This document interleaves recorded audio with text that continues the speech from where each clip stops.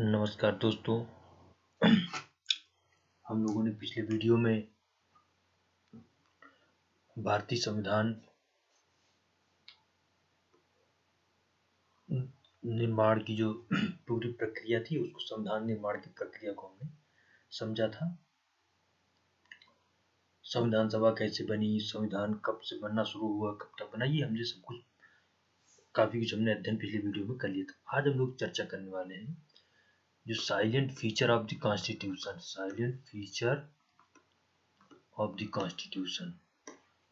Constitution मतलब भारतीय संविधान की जो प्रमुख विशेषताएं हैं, इसके बारे में हम लोग चर्चा करने वाले हैं। देखिए, भारतीय संविधान बहुत से लगभग मैंने आपको पिछले वीडियो में बताया था कि 60 देशों के संविधानों का अध्ययन करने के बाद भारतीय संविधान तैयार। 60 देशों के संविधान का अध्ययन करने के बाद भारतीय संविधान बनाया गया। ठीक है,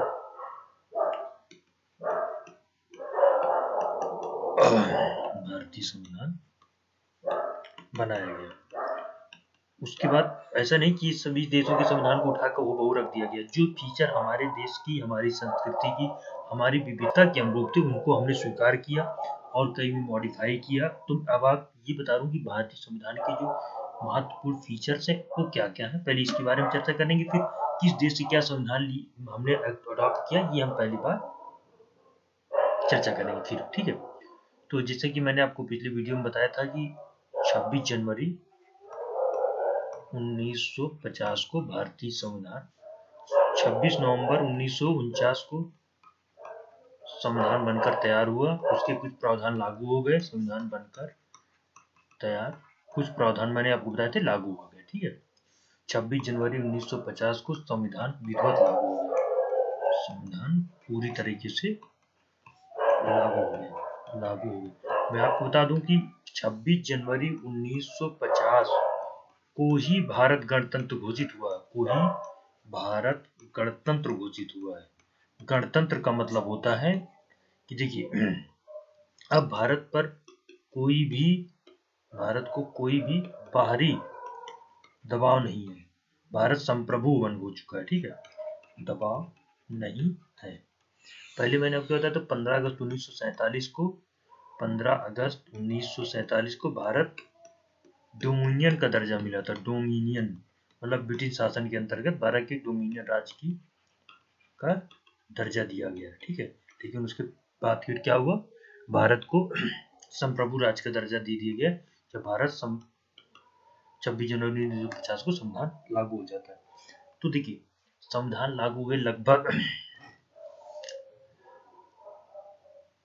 73 ईयर्स तो हो चुके हैं। ठीक है, 73 ईयर्स हो चुके हैं संविधान के लागू हुए 1950 से लेकर के 2023-24 तक 73 ईयर्स हो चुके हैं संविधान को लागू हुए।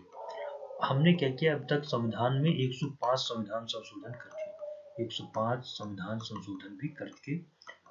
तो ये संविधान संशोधन कैसे संभव हो पाया, यही सब जब हम फीचर्स को पढ़ लेंगे तो हमें आसानी से समझ में आ गया। एक बार तो हम 1976 में 42वां संविधान संशोधन लेके आए थे, जिसमें कि हम मिनी कॉन्स्टिट्यूशन कहते थे। हमने अपने पूरे संविधान को ही लगभग मेन चीजें बदल दी थी। तो मैं जब आपको संविधान संशोधन पढ़ाऊंगा तब उस चीजों के बारे में आपको डिस्कस करूंगा। ठीक है, अब हम साइलेंट फीचर्स के बारे में बात करते हैं। सबसे पहले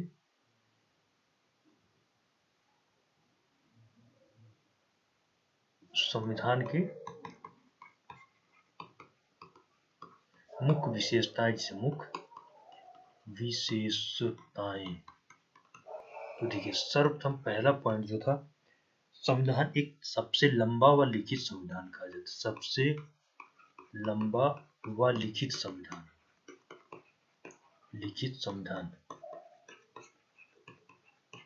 ठीक है। भारत का संविधान लंबा क्यों है? जब लागू हुआ 395 अनुच्छेद, 8 अनुसूचियां, ठीक है, 22 भाग थे, ये तब था। वर्तमान में लगभग 465 अनुच्छेद, लगातार बताया ना, 105 से ज्यादा संविधान संशोधन किए गए, नए अनुच्छेद जुड़ते गए। ठीक है, 25 भाग और 12 अनुसूची में, सारा आपको बात बताऊंगा, 12 अनुसूची। सूचियां हैं, ठीक है। तो संविधान की ये मुख्य विशेषता हमारे सामने, एक सबसे लंबा और लिखित संविधान क्यों है, और लिखित संविधान भी है, प्रॉपर हमने पूरा दस्तावेज तैयार कर रखा है, ऐसा थोड़ी नहीं कि हम दस्तावेज तैयार कर रखा है, ठीक है।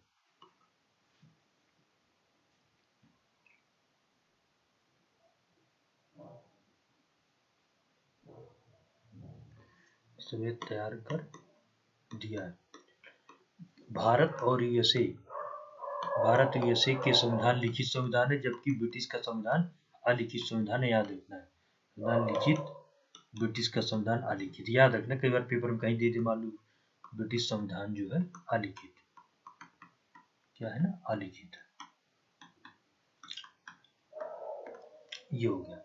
तो सबसे लंबा है और साथ में लिखित है। उसके बाद नंबर 2 पर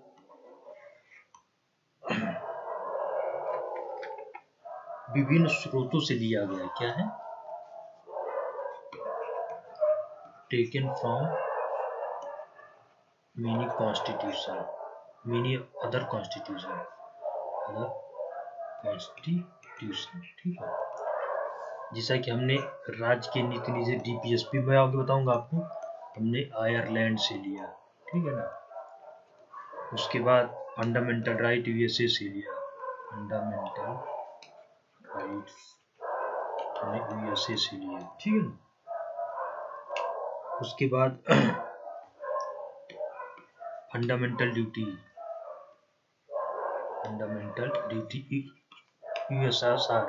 यूएसएसआर, जिसे आज रूस कहते हो, पहले यूएसएसआर हुआ करता था, से हमने लिया।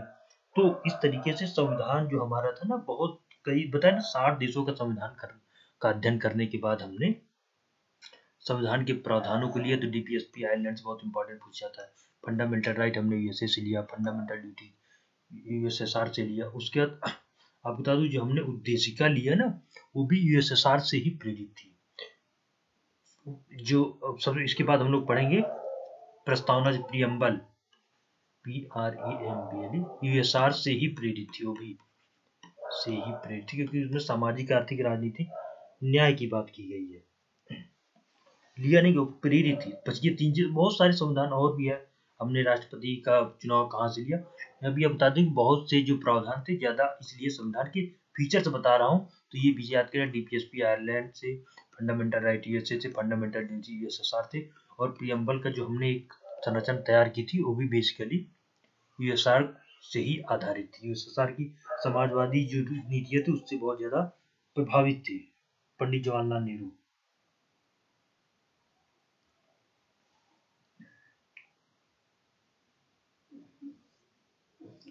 उसके बाद जो हमने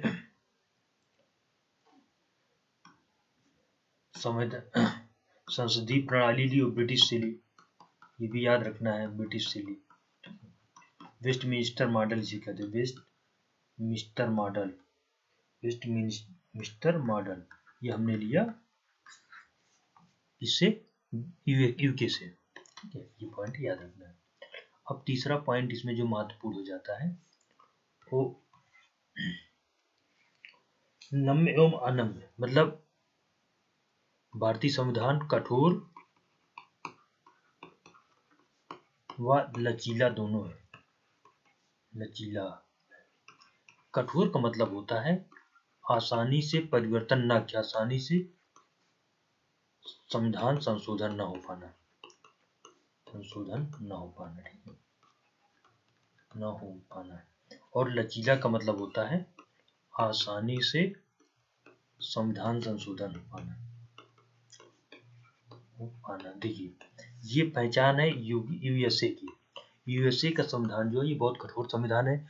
यूएसए के संविधान कितने वर्ष हो गए लागू हुए, 70-76 के बाद कभी बना, ठीक है। लेकिन अब तक केवल 120 बार ही इसका कॉन्स्टिट्यूशन अमेंडमेंट हो पाए, तो बहुत कठोर संविधान माना जाता था। लचीला संविधान माना जाता है ब्रिटिश का संविधान, ठीक है। तो ये वाला, तो अगर हम भारत के कठोर व लचीले की बात करें, तो भारतीय संविधान का जो लचीलापन है, वो हमने लिया है। तब देखिए, हम ना ज्यादा कठोर हैं, भारतीय संविधान में स्थिति व समय के अनुसार, भारतीय संविधान में स्थिति व जरूरत की स्थिति व समय के अनुरूप परिवर्तन भी होता रहता में समय के अनुरूप संविधान संशोधन भी होते रहते। ठीक है, तो लगभग अब तक ये संविधान संशोधन होते रहते हैं। तो जहां हमें जरूरत है वहां आसानी से हो जाए, और बिना जरूरत के ना हो कि हमको कोई जरूरत नहीं लेकिन हम जबरदस्ती उसमें संविधान में संशोधन करना चाहें तो ये संभव न हो। क्यों? क्योंकि संविधान संशोधन की पूरी प्रक्रिया का पालन करना पड़ता है। आर्टिकल 368 के अंतर्गत बताऊंगा कि उपस्थित एवं मत देने वाले सदस्यों का सदस्यों का 2/3।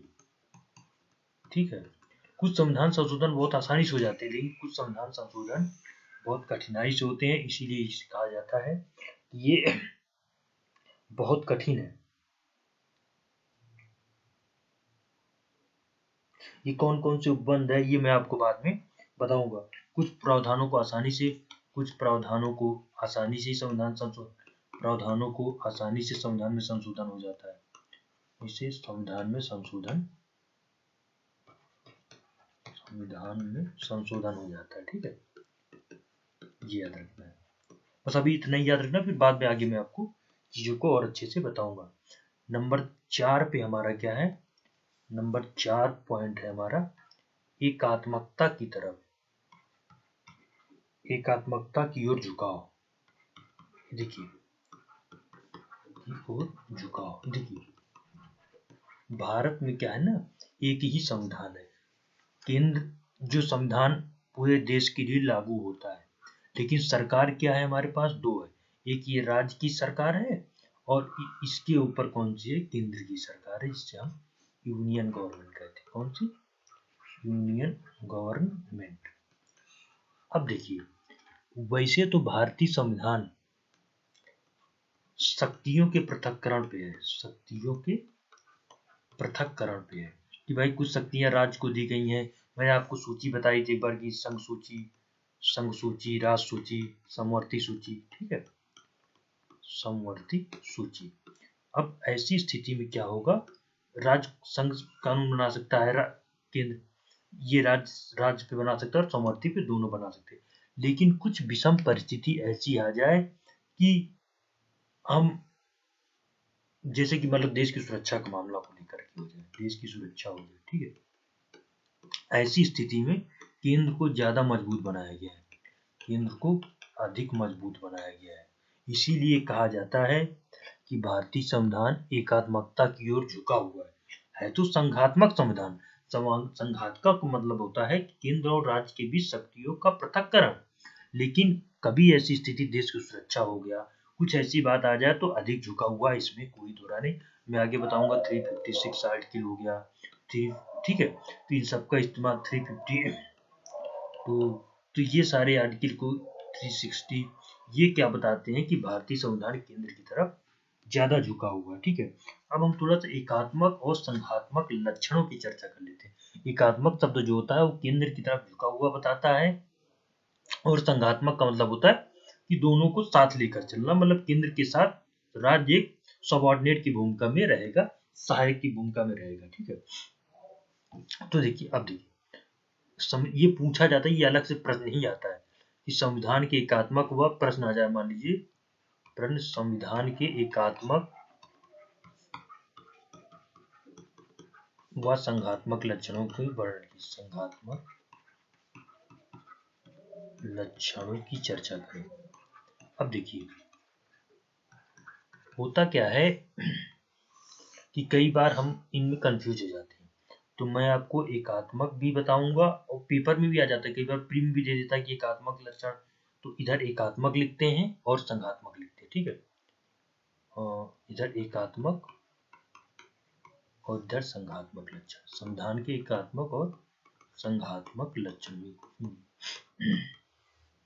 ठीक है, अब देखिए, एकात्मक का मतलब हो जाएगा जैसे हम संविधान में एकल नागरिकता किया गया है, नागरिकता है। ठीक है, उसके बाद एकात्मक लक्षण में क्या है?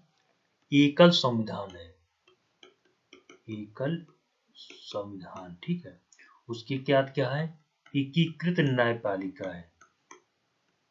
सब एकल संवैधानिक संशोधन। ठीक है, उसके बाद आपातकालीन उपबंध है, आपातकालीन उपबंध है, ठीक है। उसके बाद सिविल सेवाएं हो गई, ISPCS सिविल सर्विसेज।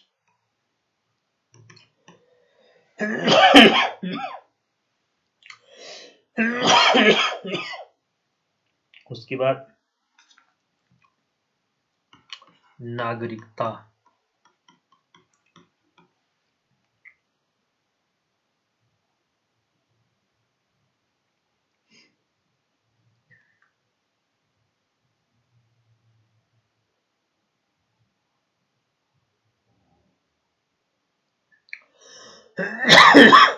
ये भी संविधान का एकात्मक लक्षण, ठीक है।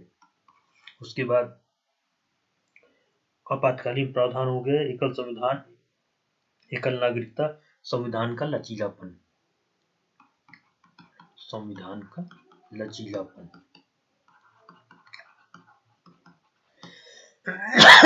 ठीक है। अच्छा, एकल नागरिकता तो हमने कर दी, 2 बार हमने कर दिया एकल नागरिकता, इसके यहाँ से मिटा देते,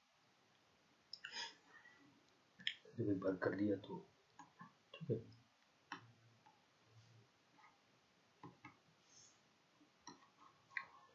ये ठीक है।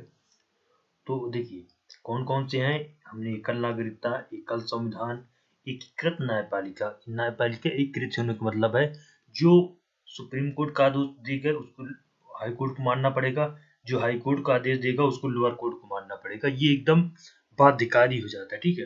आपातकालीन उपबंध में आगे आपको बताऊंगा। उसके बाद अखिल भारतीय सेवाएं हैं, जिनमें जैसे IAS IPS की भी नियुक्त केंद्र करती है।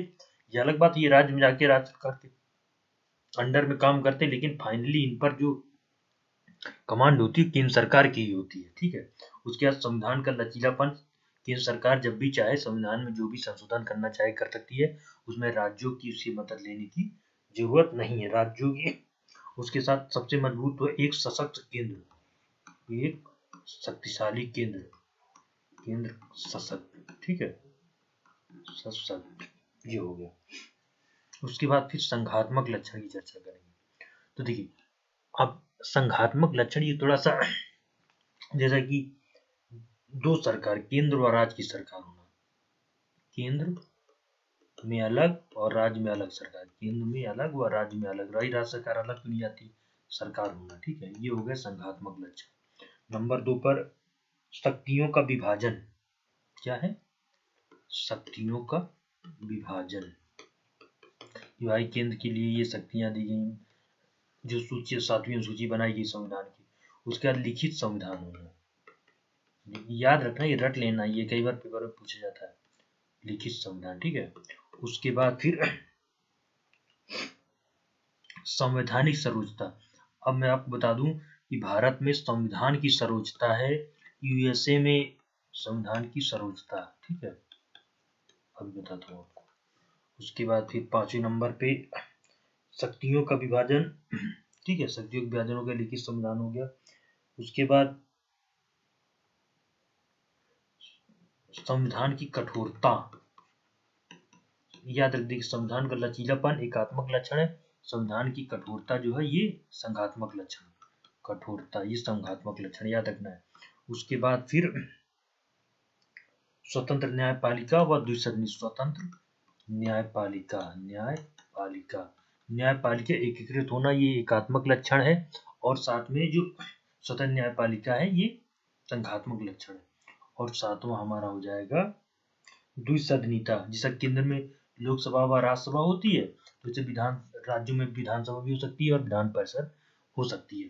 तो ये देखिए संविधान का एकात्मक और संघात्मक लक्षण बहुत इंपॉर्टेंट है। मैं एक बार आपसे फिर से रिक्वेस्ट कर रहा हूँ कि इसको एकदम रट लेना है। एकात्मक लक्षण में एकल नागरिकता, ठीक है, एकल संविधान, एकीकृत न्यायपालिका, आपातकालीन उपबंध, सिविल सेवाएं जो अखिल भारतीय सेवाएं हैं, संविधान का लचीलापन होता है और एक सशक्त केंद्र होता है, ठीक है। ये होता है एकात्मक लक्षण। संघात्मक लक्षण केंद्र और राज्यों के बीच, आप थोड़ा सा दिमाग लगाएंगे तो देखिए सशक्त केंद्र, इसके खिलाफत क्या होगा कि केंद्र और राज्य के बीच, केंद्र और राज्य सरकार होना, ठीक है, केंद्र के लिए अलग और राज्य के लिए, द्वैध शासन बेसिकली इसको बोलते हैं, दो सरकार। उसके बाद शक्तियों का विभाजन, राज्य के लिए भी, तो आप थोड़ा देखें तो राज्य शक्तियों का विभाजन मतलब कुछ राज्य को मिल रहा है, लिखित संविधान, ये देखिए। उसके बाद संविधान की सर्वोच्चता, ये भी संघात्मक संरचना, ठीक है, और संविधान का कठोरता और स्वतंत्र न्यायपालिका और द्विसदनी था। तो यहाँ पे याद रखना। मैं थोड़ा सा आपको ये बता दूं कि देखिए भारत में संविधानिक सर्वोच्चता, संविधान की सर्वोच्चता है, ना तो यहाँ पे न्यायपालिका ना सरकार, संविधान की सर्वोच्चता है, ठीक है। जो संविधान कहेगा फाइनली वही सर्वोच्चता, ठीक है। लिखना हिंदी भी गलत हो जा रही है हम लोग से। उसके बाद संविधान की सर्वोच्चता, ठीक है। यूएसए में न्यायपालिका की सर्वोच्चता, वहां सुप्रीम कोर्ट उच्च होता है, न्यायपालिका की सर्वोच्चता, ठीक है। और ब्रिटेन में संसद की सर्वोच्च, संसदीय सर्वोच्चता इसको बोलते हैं। ये तीनों पॉइंट को आपको याद रखना है। मान लीजिए कहीं पेपर में आ जाए जरूरत पड़ने तो आप इसको याद रखना है बिल्कुल से, ठीक है। तो ये हो गया। देखिए ये तो मैंने आपको बता दी। अगर हम भारत के संघात्मक और एकात्मक की बात करें कि भारत संघात्मक है या एकात्मक, तो इसके लिए भारत अर्ध संघात्मक है, अर्ध संघात्मक माना जाता है। न पूरी तरह से एकात्मक है, न पूरी तरह से संघात्मक है। एकात्मक के साथ संघात्मक के साथ एकात्मकता के लक्षण लिया है, संघात्मक के साथ एकात्मकता के लक्षण लिया हुआ है। जरूरत पड़ने पर संविधान जो है केंद्र को इतना मजबूत बनाता है कि इसका मेन कारण पता क्या है कि भारतीय संविधान के, जब मैं आपको अनुच्छेद बनाऊं, भारत राज्यों का संघ है, भारत राज्यों का संघ है। इसका मतलब ये होता है कोई भी राज्य भारत से किसी भी स्थिति में भारतीय संघ से अलग नहीं हो सकता है। ये अधिकार तो दिया ही नहीं है, ठीक है, अलग नहीं हो सकता है। ये बात को ध्यान रखना। अभी और जब मैं अच्छे से आपको बताऊंगा तभी चीजों के और अच्छे से एक्सप्लेन करूँ, जब मैं आपको अनुच्छेद बताना पड़ा। उसके बाद 5वें नंबर पे हम आ जाएंगे कि सरकार का संसदीय रूप, सरकार का संसदीय स्वरूप। संसदीय स्वरूप का मतलब होता है कि जो भी जनप्रतिनिधि होंगे, जनप्रतिनिधि प्रत्यक्ष या अप्रत्यक्ष रूप से जनता द्वारा चुने जाएंगे, जनता द्वारा ही चुने जाएंगे, ठीक है। आप चाहे लोकसभा के सदस्य ले लो, चाहे राज्यसभा के सदस्य ले लो, मैंने यहाँ ना प्रत्यक्ष या अप्रत्यक्ष, प्रत्यक्ष या अप्रत्यक्ष रूप से जनता द्वारा, राज्यसभा के ले लो, विधानसभा ले लो, विधान परिषद ले लो, ठीक है। ये सब कहीं ना कहीं जनता द्वारा ही चुने जाते हैं। ये हो गया। उसके साथ साथ इसके कुछ और फीचर होते हैं। मैं पहला कि एक तो ये तो बता दिया भाई, जनता द्वारा चुने गए प्रतिनिधि, जनता द्वारा चुने गए प्रतिनिधि, चुने गए प्रतिनिधि, ठीक है। नंबर 2 पे क्या होता है कि बहुमत दल वाले शासन, बहुमत दल वाले को शासन का अधिकार, जो भी बहुमत प्राप्त करेगा शासन का अधिकार हो गया, ठीक। ये लक्षण हो गया। तीसरा लक्षण क्या हो जाता है कि जो जिसका कि कार्यपालिका का विधायिका के प्रति जवाबदेह होना, विधायिका के प्रति जवाबदेह होना। इसका मतलब ये कहते हैं कि मंत्रिमंडल जो होता है ना, इसको दूसरी भाषा में कहते हैं मंत्रिमंडल सामूहिक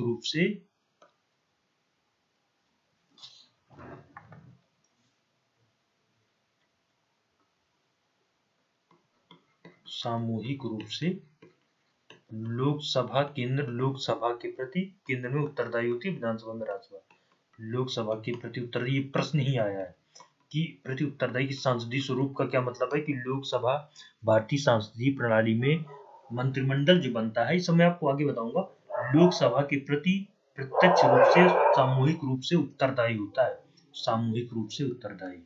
ये बहुत महत्वपूर्ण पॉइंट होता है। यही संसदीय स्वरूप की पहचान ही होता है। उत्तरदायित्व सरकार, ये इसको कहते हैं उत्तर, इसीलिए इसको कहते हैं उत्तरदायी सरकार। उत्तरदायी सरकार, वेस्टमिनिस्टर मॉडल सरकार या वेस्टमिनिस्टर मॉडल। कौन सा मॉडल? Westminster model. उसके बाद और भी निचले सदन का विघटन हो जाता है, ठीक है, और प्रधानमंत्री का नेतृत्व होता है। तो ये मेन बातें मैंने आपको यहाँ पे बता दी, और फिर आगे हम आपको जब एक्सप्लेन करेंगे तब बताएंगे। उसके बाद छठा पॉइंट क्या हो जाता है कि संसदीय सर्वोच्चता एवं न्यायिक सर्वोच्चता में समन्वय। संसदीय सर्वोच्चता व न्यायिक सर्वोच्चता में समन्वय। देखिए समन्वय, ठीक है। आर्टिकल 50, आर्टिकल में आपको 50 बताऊंगा। कार्यपालिका व न्यायपालिका की शक्तियों का पृथक्करण, ठीक है। आर्टिकल 50 बताऊंगा मैं आपको। तो यहाँ पे क्या होता है कि अगर कार्यपालिका या मतलब केंद्र सरकार या राज्यों में राज्य सरकार कोई ऐसा कानून पारित कर देती है जो भारतीय संविधान के प्रावधानों से मैच नहीं करता, भारतीय संविधान के प्रावधानों का उल्लंघन करता है, तो ऐसे किसी भी मतलब कानून को सर्वोच्च न्यायालय या उच्च न्यायालय राज्यों की नल एंड वाइड घोषित कर सकती है। क्या कर सकती है? शून्य घोषित कर सकती है, वाइड घोषित कर सकती है। ये सब चीजें मैं आपको बताऊं, बस अभी आप जानते रहिए कि कार्यपालिका और न्यायपालिका दोनों एक दूसरे पर नजर लगा रही है। मान लीजिए न्यायपालिका कुछ ऐसा अवैधानिक फैसला दे दे तो कार्यपालिका के अंदर या संसद के पास इतनी ताकत होती है, विधायिका के पास भी इतनी ताकत होती है कि उसको पलट सके। तो बस आप यहाँ पर यह ध्यान रखिएगा। यहाँ पे एक बहुत और बात पूछी जाती है, ड्यू प्रोसेस ऑफ लॉ और प्रोसीजर स्टेब्लिश बाय लॉ। इसको मैं थोड़ा सा आपको एक्सप्लेन कर देता हूँ। Due process of law versus procedure establish by law, ये मैं आपको थोड़ा सा क्लियर कर देता हूँ। देखिए, इसको हिंदी में कहते हैं विधि की सम्यक प्रक्रिया, विधि की नियत प्रक्रिया, विधि की नियत प्रक्रिया, विधि की नियत प्रक्रिया, ठीक है, प्रक्रिया। इसको कहते हैं विधि द्वारा स्थापित प्रक्रिया। ये बहुत लोगों को कंफ्यूजन रहता है ये बात, स्थापित प्रक्रिया, ठीक है। ये मॉडल है यूएसए का, ये मॉडल है यूके का, ठीक है, मतलब ब्रिटेन का। भारत जो हम लोग जो कोई भी, इसका मतलब दोनों का समझाता हूँ मैं आपको। प्रोसीजर स्टेब्लिश बाय लॉ को पहले समझिए कि अगर हम कोई भी कानून को बनाएंगे, संसद कोई भी कानून को बनाती है तो वो उस पूरी प्रक्रिया का पालन करेगी। पहले कोई बिल आएगा, लोकसभा में या राज्यसभा में पेश होगा, वहां से फिर चर्चा होगी, पारित होगा, दूसरे सदन में जाएगा, दूसरे सदन से पारित होगा, फिर राष्ट्रपति से साइन होगा और पूरी प्रक्रिया का पालन कर लिया जाएगा और ये कानून का रूप ले लेता है। ये होती है procedure establish by law. Bharat इसी का पालन करता है, भारत में इसी प्रक्रिया का पालन किया जाता है, प्रक्रिया का पालन किया जाता है, ठीक है। ये बात याद रखना है। ये ड्यू प्रोसेस ऑफ लॉ होता है। ड्यू प्रोसेस विधि की नियत प्रक्रिया, विधि की समय प्रक्रिया। इसमें कानून की वैधता की जांच होती है, किस आधार पे? ताकि जांच की जाती है कि वो नेचुरल जस्टिस से मैच कर रहा है कि नहीं, ठीक है। उसके बाद न्यायपूर्ण है कि नहीं, इन चीजों का देखा जाता है। ये दोनों चीज को याद रखना है, नहीं तो बहुत लोगों को बहुत ज्यादा कंफ्यूजन यहाँ पे होता है। भारत यद्यपि ड्यू प्रोसेस ऑफ लॉ का पालन करता है, पूरी प्रक्रिया के अनुसार हम कानून को बनाते हैं, लेकिन कभी कभी क्या होता है, हम इसको भी नियत प्रक्रिया में भी के तराजू में भी तौल लेते हैं कि जो हमारा कानून है ये नेचुरल जस्टिस के हिसाब से सही है कि या न्यायपूर्ण है कि नहीं। यही इसमें जो सबसे बेसिक फर्क होता है यही होता है।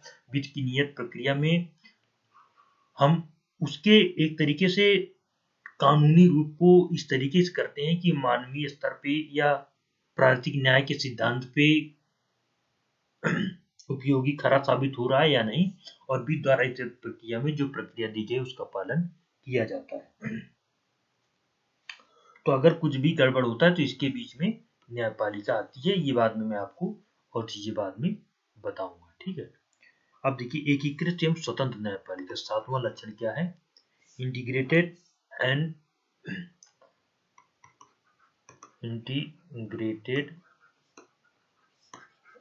Free judiciary.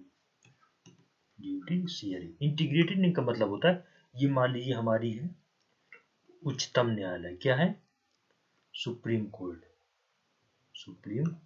ठीक है। यहाँ बहुत सारे हाई कोर्ट हैं, ये हाई कोर्ट है। फिर इसके बाद लोअर कोर्ट है। अब क्या होगा, जो भी फैसला आएगा सुप्रीम कोर्ट के द्वारा वो सभी हाई कोर्ट पे लागू होगा, बाध्यकारी है। फिर वही फैसला लोअर कोर्ट पर भी लागू होगा, ये बिल्कुल बाध्यकारी है। इसी को कहते हैं इंटीग्रेटेड जुडिशियरी, ठीक है। ये इसीलिए इसको कहा जाता है कि ये, अब फिर ये तो हो गया हमारी इंटीग्रेटेड जुडिशरी। अब फ्री जुडिशियरी का क्या मतलब है? फ्री का जुडिशियरी का मतलब होता है न्यायपालिका अपने निर्णयों को लेने के लिए पूरी तरह स्वतंत्र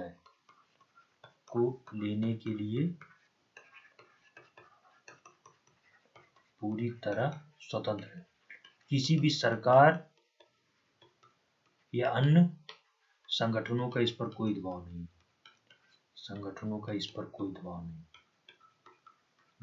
नहीं, होता।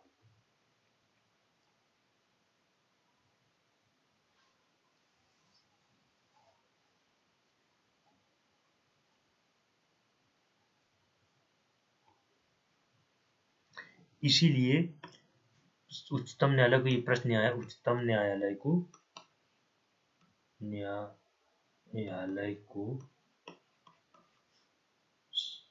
भारतीय नागरिकों के मूल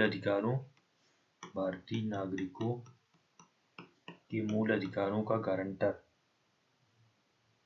मूल अधिकार सब क्या बताऊंगा आगे, अधिकारों का संरक्षक कहा जाता है, कि पूरी तरह से स्वतंत्र है। और अगर आपके किसी भी मूल अधिकार का उल्लंघन होता है तो आर्टिकल 32 के अंतर्गत सुप्रीम कोर्ट और आर्टिकल 226 के अंतर्गत राज्यों में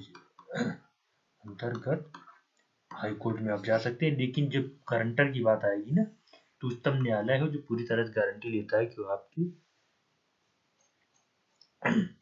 मूल अधिकारों का संरक्षण करेगा। ये बात याद रखना है। उसके बाद इसमें मूल अधिकारों का प्रावधान होना, फंडामेंटल राइट, मूल अधिकार यूके से लिए गए, यूएसए से लिए गए, ठीक है, यूएसए से लिए गए। ये पहला ये पॉइंट है।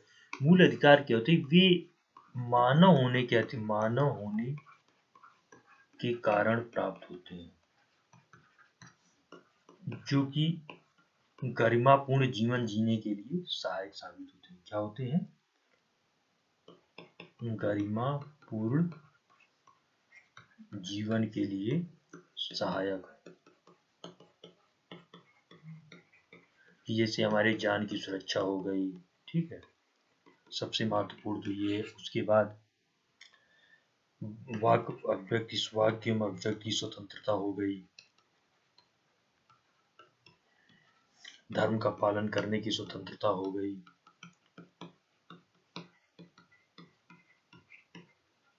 कहीं भी आने जाने की स्वतंत्रता हो गई, जो एक मानव होने के लिए हमें जरूरी होता है। इसके बिना मानव का जीवन पूरा दास का जीवन हो जाएगा, या ये कहें कि मतलब मानव जीवन की गरिमा खत्म हो जाएगी। तो मूल अधिकारों का होना ये भी एक फीचर्स है। अब कौन कौन से मूल अधिकार हैं ये मैं आपको आगे फिर बढ़िया से एक्सप्लेन करूंगा अच्छे से। उसके बाद सब फीचर्स है Innova, DPSP, directive principle of state,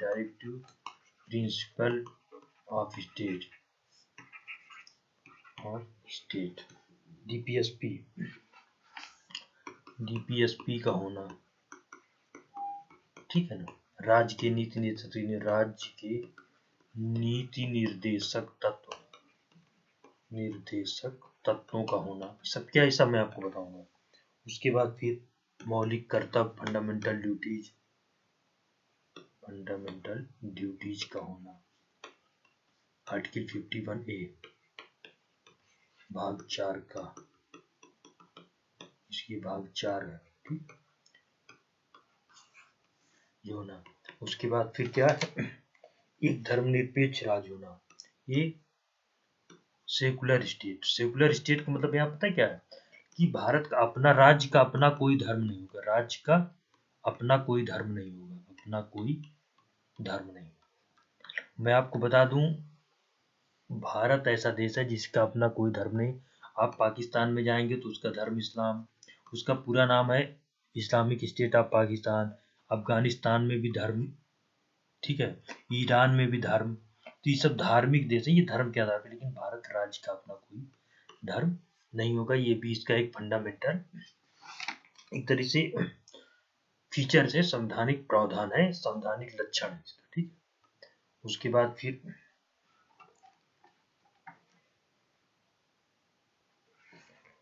12वें number पर आ जाएगा वयस्क मताधिकार या वयस्क मताधिकार, कि जो भी व्यक्ति 18 वर्ष से ऊपर है, 18 वर्ष से ऊपर है, उसको मत देने का अधिकार है, उसको मत देने का अधिकार है।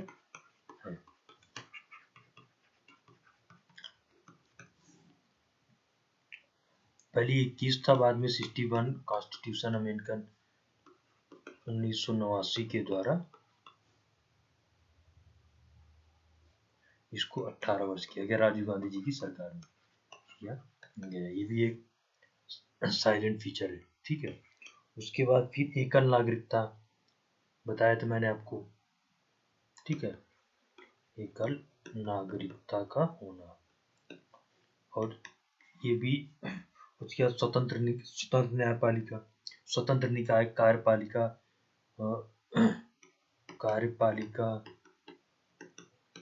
न्यायपालिका विधायिका की स्वतंत्रता। न्यायपालिका का स्वतंत्रता का मतलब है कि संविधान के अनुरूप काम करने के लिए स्वतंत्र, संविधान के अनुरूप काम करने के लिए कार्य के लिए स्वतंत्र होना, ये हो गया। बाकी और मैं बाकी चीजों को और आगे बताऊंगा। उसके बाद फिर आपातकालीन उपबंध या